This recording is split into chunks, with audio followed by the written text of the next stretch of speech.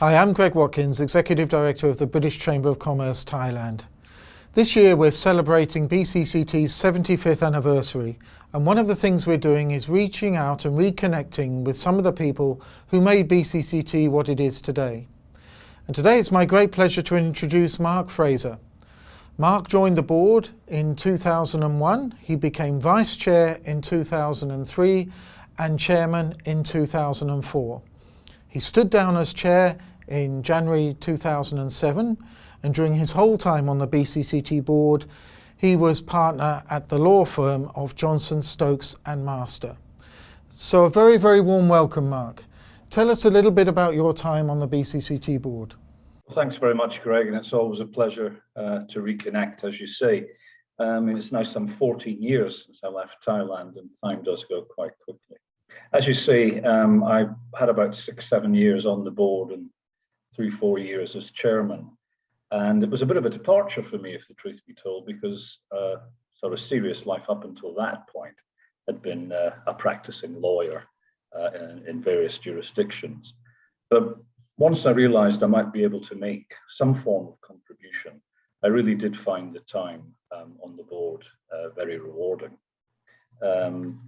Going back into the memory banks, we worked with very good connections with the commercial section of the British Embassy.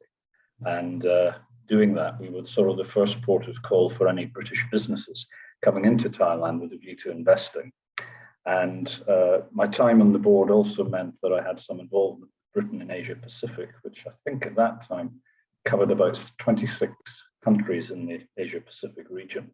And I was also on the Board of Trade of Thailand, liaising with the government offices and any matters that were relevant for British business. On a sort of lighter social level, we hosted numerous events, breakfasts, lunches, dinners, keynote speakers. And in my time, I think Sir John Major, Lord Cameron, the chairman of the British Airways at the time, and Peter Mandelson, they stand out as really interesting events. And then on the sporting side, we had the great relationship with the ESPN and Sir Bobby Robson, Peter Reid, the England and Everton midfielder, and the redoubtable Ian Rush are very, very fond memories of our time there. So lots of good memories. As I say, some serious work involved, but we always had a lighter side, which I don't think is a bad mix. Sure. What's your most enduring memory of your time on the board? I think there is one thing that really does stand out, and it is on the more serious side. And that was our work on the water purification plant in Phuket. As we all recall, Phuket was very badly damaged with the Boxing Day tsunami in 2004. And our work on the water purification plant, I think, was very much appreciated by the local community. If you recall, we specifically went to the membership and got unanimous approval to use board funds, chamber funds, for the project, put a core team together. And I think that would be the standout memory because it was an important piece of infrastructure for a pretty badly ravaged community. How has Thailand changed in the 15 years since you left, do you think? Thaksin Shinawatra was overthrown just before I left. I think that was September 2006. But in the 14 years since I've left, I think there's been a coup d'etat, 2014, a fair period of political instability over that time. And then, if I remember correctly, King Bhumipol passed away 2016. So, I mean, the country has had quite a difficult time over that period. Not to mention, or I imagine we'll come on to at some point, the pandemic that we're still going through. And whatever people's views on Thaksin Shinawatra were, I do recall that Thailand at that time, in the early 2000s, had a fairly vibrant economy, and there were great plans. And that the way seems to have been lost a little bit. And although I'm open to being corrected, I think Thailand may have lost a little bit of ground on some of its neighbours economically, such as Vietnam. Sure. Tell us what you're doing these days. Well, the legal life doesn't ever stop. I was the managing partner of an international law firm, managing partner for its Middle East operations up until the end of 2018.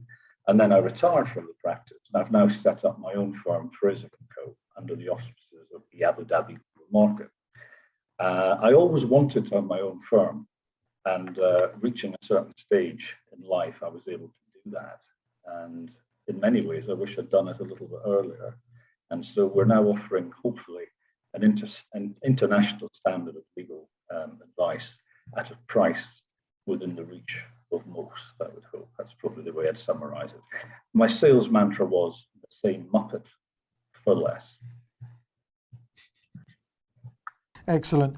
How do you see Thailand's role in the post-COVID world? Well, I obviously keep in touch with people. I imagine tourism must have been hit very, very hard. And the economy has been badly damaged, but that's nothing unique to Thailand. But what I do remember is I was actually on the ground and I watched how Thailand recovered in the early 2000s from the Asian financial crisis in, that would have been 1997. And it bounced back very strongly. And I think if that resilience can be repeated and hopefully a more balanced political climate, that will stand them in reasonable stead. But I'm led to believe that it could be another year yet before the economy and business gets back to pre-COVID levels. So there are challenges ahead, but I think a lot of countries face that. But I have seen resilience in Thailand before, and I would love to see it repeated again. Tell us, what's your favourite place in Thailand and what's your favourite thing to do? Well, apart from keeping up with my pals and catching up with my pals in the chamber, for me, Wat Arun, the Temple of the Dawn on the Chao Phraya River, would be my favourite destination. Anytime I come to Thailand, I always try to get there just as the sun's coming up. And it really is quite breathtaking. So if I had to nail my colours to a particular mast, I think Wat Arun would be my choice. Okay, fantastic. Well, Mark, when you come to Thailand next, don't be a stranger. Do come and say hello to us. And thank you for your time today. It's been fantastic catching up. And are you still on Wireless Road, yeah? We are, but we're on the other side of the road. We moved offices last year to a much, much smaller office. Saved some pennies during these tough times. Financial prudence is no bad thing. Indeed, indeed. Thanks again, Mark. Not at all. Pleasure. Cheers, Greg.